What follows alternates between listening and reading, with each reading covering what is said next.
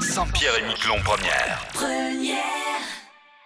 Dans notre studio aujourd'hui, Annick Girardin, ministre des Outre-mer. Bonjour Annick Girardin. Bonjour. Alors aujourd'hui, plusieurs rendez-vous, je le disais en titre, plusieurs rendez-vous à votre agenda. Vous avez ce matin visité une unité de transformation du concombre de mer au sein de l'atelier ouvert fin juillet à Saint-Pierre. Une première étape pour la mise en route du traitement de ce produit. Avant de vous poser des questions à ce sujet, je vous propose d'écouter Benoît Germe, chef de projet pour le pôle pêche. Il est au micro d'Alizé Dagor. On a fait l'inauguration, elle n'a pas pu venir la dernière fois, donc là ça lui permet de voir in situ la réalité du terrain. Et qu'est-ce que vous attendez de cette visite justement ? C'est surtout lui présenter les résultats, parce que c'est un élément du développement économique local, donc ça reste important quand même pour le site de Saint-Pierre. Normalement ça commence dans 2-3 jours, puisque le bateau va partir en pêche, et a priori ça devrait faire travailler une quinzaine de personnes. Annick Girardin, l'État a donc aidé pour la réalisation de cet atelier de traitement. Il va d'ailleurs recevoir, on l'entendait, une première cargaison de concombre de mer cette semaine. Il s'agit d'un début. Comment envisagez-vous l'avenir de cette entreprise ? Alors, c'est pas moi qui envisage l'avenir de l'entreprise. Non, ce qui est important, c'est que les projets, les initiatives privées dans l'archipel, qu'elles soient effectivement destinées à des activités liées à la mer, et vous connaissez ma passion sur ces sujets, soient accompagnées, soutenues par l'État et par les collectivités, en clair, par les pouvoirs publics.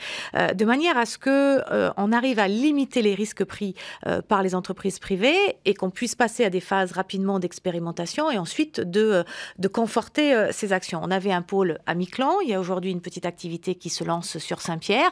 Ce sont des activités complémentaires, il faut s'en féliciter. Ce matin, je rencontrais juste devant l'usine un pêcheur qui me disait, voilà, il va y avoir de la nouvelle activité. Est-ce que c'est une nouvelle période qui s'ouvre pour Saint-Pierre avec des nouvelles initiatives ? Moi, je l'espère, je le souhaite. C'est d'ailleurs comme ça et pour ça qu'est présent également dans l'archipel un bateau de l'IRD, un bateau scientifique pour faire des recherches sur nos ressources maritimes et donc donner de l'espoir et donner une perspective d'avenir dans ce domaine.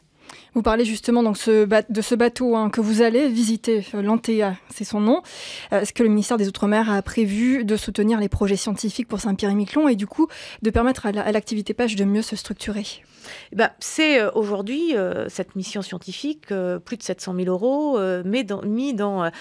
apportés à la fois par le ministère de l'Outre-mer et de la Pêche pour qu'il y ait ce premier résultat, cette première fondation. Parce que j'ai toujours pensé que d'abord, il nous fallait une étude scientifique pour ensuite voir quelles sont les espèces ou une richesse quelconque qu'on n'aurait pas encore identifiée dans notre mer, sachant qu'on connaît que 7% des ressources maritimes aujourd'hui, y compris effectivement halieutiques. Donc, construisons le début, la recherche, prévoyant comment accompagner les porteurs de projets et comment ensuite leur permettre d'être ambitieux et de trouver les débouchés qu'il faut. Vous savez, cette petite entreprise de Saint-Pierre qui va ouvrir, c'est 12 à 15 emplois immédiatement. Ça peut, et je le souhaite, ensuite être une trentaine d'emplois, bien sûr saisonniers, mais on en a besoin, nos étudiants en ont besoin également.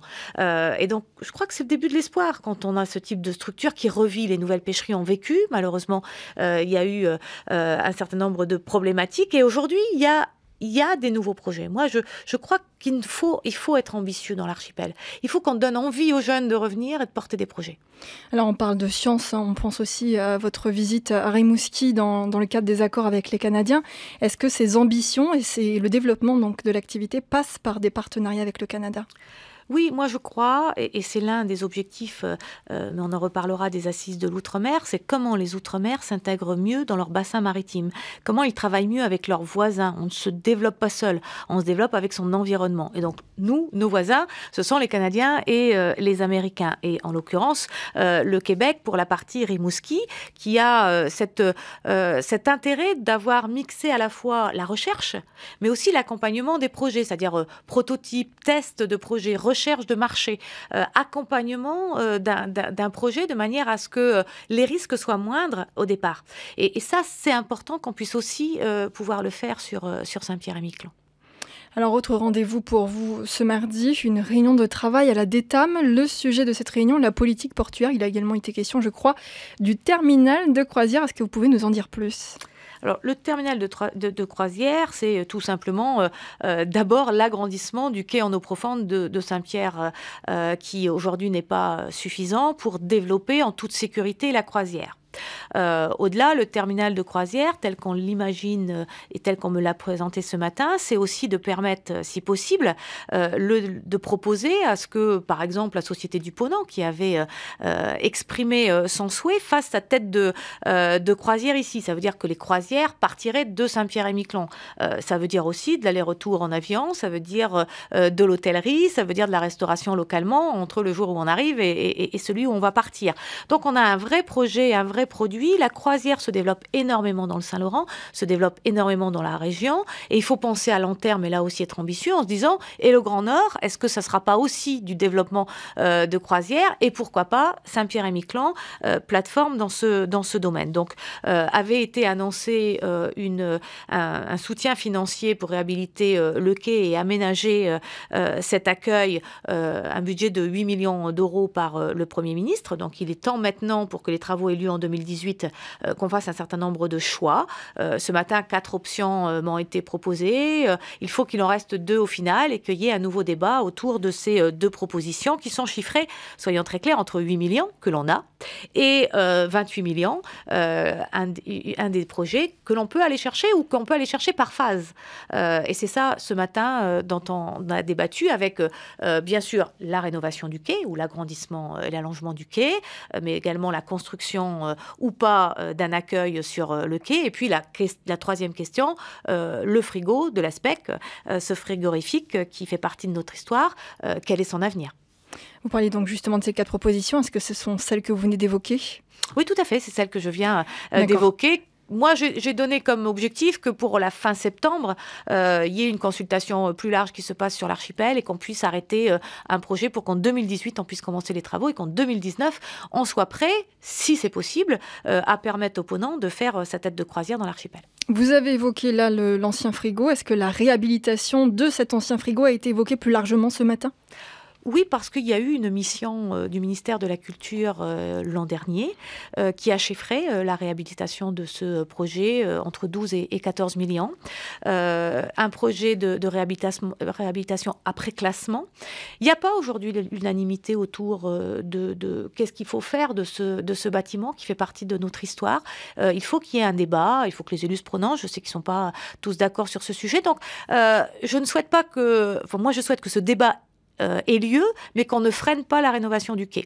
Donc la décision de ce matin, c'est on y va sur la rénovation du quai à partir du moment où on a choisi l'option, bien sûr, de la grandeur et de l'espace qui va être réhabilité. Et puis, dans le même temps, et pour une réhabilitation future, on discute de l'avenir de ce frigo. Mais ce qui est clair, c'est que dès l'an prochain, il faut qu'on ait sécurisé le site et camoufler, on va dire, la misère. Alors, autre question relative à l'archipel et aux Outre-mer, de façon plus générale, la situation des étudiants au Québec concernant les frais médicaux. Dans un courrier au préfet de l'archipel, vous avez demandé le maintien de la procédure mise en place l'an passé pour les Saint-Pierrais et les Miquelonais, c'est-à-dire que les étudiants avancent les frais puis sont remboursés. L'avenant au protocole d'accord n'étant toujours pas actif. Où est-ce qu'on en est aujourd'hui ? Alors, on en est tout simplement... Alors, côté français, la totalité des démarches ont été faites et nous sommes prêts, effectivement, à pouvoir activer le dispositif puisqu'il est réciproque. Les Québécois sont aussi accueillis en France. Et donc, on a un système qui est prêt côté français, notamment pour les Saint-Pierre et Miquelonais, qui ne l'est pas côté québécois puisque, alors, ils ont eu quelques soucis au ministère des Affaires étrangères et au ministère de la Santé, surtout avec une grève de juristes, ce qui fait qu'on n'est pas au rendez-vous. Donc, le plus simple, c'est pas de faire activer la procédure québécoise, ça prendra le temps que ça prendra, mais c'est de bien permettre aux étudiants d'avoir un remboursement, y compris sur cette année. Donc, comme l'an dernier, la préfecture de Saint-Pierre fera savoir à quelle date les dossiers peuvent être rapportés pour rembourser les jeunes des frais qu'ils auront été obligés d'avancer. D'ailleurs, un remboursement qui est à la fois fait par le Conseil territorial et par l'État, puisqu'il y a il y a deux remboursements, 2 parts qui sont faites, et l'État annoncera très vite par la voie de la préfecture sur comment on le fera. Les moyens financiers sont déjà versés, ils sont là à la préfecture, donc on ne prendra pas le retard de l'an dernier où les jeunes ont dû être remboursés, je crois, en janvier. Cette fois-ci, ils sont remboursés immédiatement après dépense.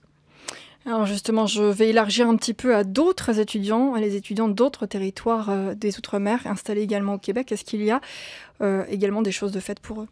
Alors, il y avait déjà un certain nombre d'accords. Rappelons-nous que cet accord touchait tous les DOM et touchait pas les COM. Donc, touchez pas Saint-Pierre-et-Miquelon.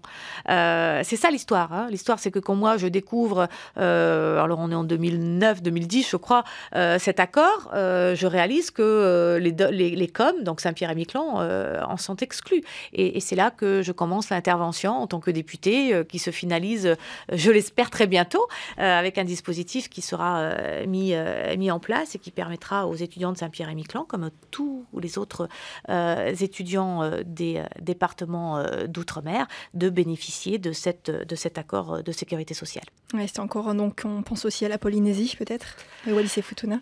Alors tout à fait, donc je n'ai pas oublié les autres COM. Aujourd'hui, c'est tous les territoires d'outre-mer. Hein. Il n'y a plus mot DOM ou COM.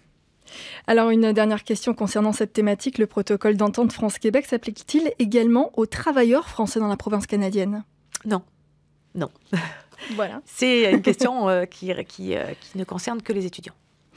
Passons à la culture, si vous le voulez bien. Vous avez été sollicité sur un dossier concernant l'Agence de promotion et de diffusion des cultures de l'Outre-mer. Les actuels gestionnaires craignent pour la survie de cette structure créée suite aux États généraux de l'Outre-mer tenus en 2009. Une inquiétude notamment en raison de l'ouverture de la Cité des Outre-mer à Paris. Daniel Carcel, le directeur de l'agence, souhaite continuer le travail entrepris, même si les collectivités d'Outre-mer n'ont pas mis la main à la poche. On l'écoute. Il va falloir se battre pour convaincre que c'est un outil qui est très utile. Toutes les régions de France ont une agence culturelle régionale, sauf l'Outre-mer. Et l'Outre-mer, c'est une région encore plus difficile que, je dirais, les régions de l'Hexagone, puisque notre région à nous, elle est dispersée dans les 3 océans. Et donc, nous avons des difficultés encore plus grandes pour faire circuler nos compagnies. Donc, je pense que le besoin d'une agence culturelle régionale pour l'Outre-mer était vraiment très, on va dire, pertinent. C'est vraiment un outil qui rend de vrais services, mais après, c'est le financement. Voilà donc le directeur de l'Agence de promotion et de diffusion des cultures de l'Outre-mer au micro de notre consoeur à Paris, Julie Straboni. La question de la promotion de la culture ultramarine devrait être étudiée lors des assises des Outre-mer organisées par votre ministère, Annick Girardin. Est-ce que cette agence pourrait être pérennisée ou est-ce sa fin ? Alors, ce qu'il faut dire très clairement, et moi j'aime à la fois la franchise et la transparence, c'est qu'il était prévu, avant mon arrivée, que cette agence soit englobée, on peut le dire comme ça, ou son activité soit reprise par la Cité des Outre-mer, qui a été décidée et inaugurée par François Hollande il y a quelques mois. Donc c'était fait, c'était acté. Dans le cadre des assises des Outre-mer, moi j'ai souhaité qu'on se re-questionne. Qu'on se questionne sur cette agence, mais surtout qu'on se questionne sur cet objet Cité des Outre-mer. D'autant que, par exemple, moi, en tant que députée de Saint-Pierre-et-Miquelon, je n'ai jamais entendu parler de ce projet de Cité des Outre-mer, sauf en arrivant au ministère de l'Outre-mer. Donc, il y a une vraie concertation autour de cette question de la Cité des Outre-mer et autour de la promotion culturelle des Outre-mer qui doit s'organiser. Et donc, le meilleur rendez-vous, c'est les assises. Honnêtement, par les temps qui courent, je vais le dire. Il y a un moment où on ne peut pas doubler, tripler ou quadrupler les différentes structures. Et au ministère de l'Outre-mer, on l'a beaucoup fait. Et je crois qu'il y a, en termes d'efficacité, des réponses autres qui doivent être apportées aujourd'hui. Donc, il va y avoir cette réflexion autour des assises. Le sujet culture y sera. On en débattra. Peut-être aussi que quand on parle Cité des Outre-mer, on n'est pas obligé tout de suite d'imaginer un bâtiment. Aujourd'hui, on est à l'ère du numérique. Peut-être qu'il faut être un peu plus ambitieux sur ce qu'on aurait envie de faire tous ensemble. Et là encore, avec les collectivités d'Outre-mer, qui n'ont pas été beaucoup associés, et avec les artistes de l'Outre-mer. Vous dites aussi que les thématiques des assises de l'Outre-mer seront réfléchies et proposées par les Outre-mer eux-mêmes. Vous parliez là de la culture. Est-ce qu'il faudrait saisir ces assises pour Saint-Pierre-et-Miquelon pour promouvoir les talents locaux ?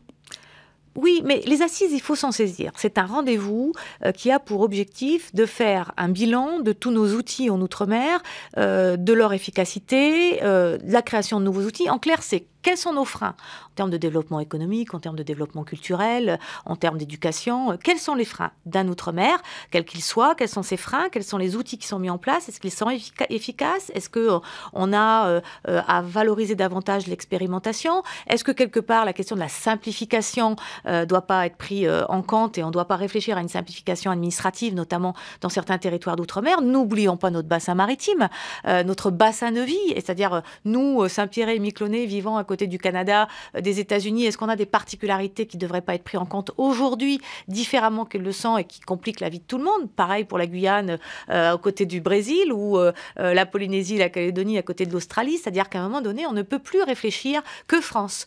La France, elle doit se penser monde. Et Saint-Pierre et Miquelon se pensent nord-américains. Et la Guyane se pense autrement. Et les Antilles se pensent Caraïbes.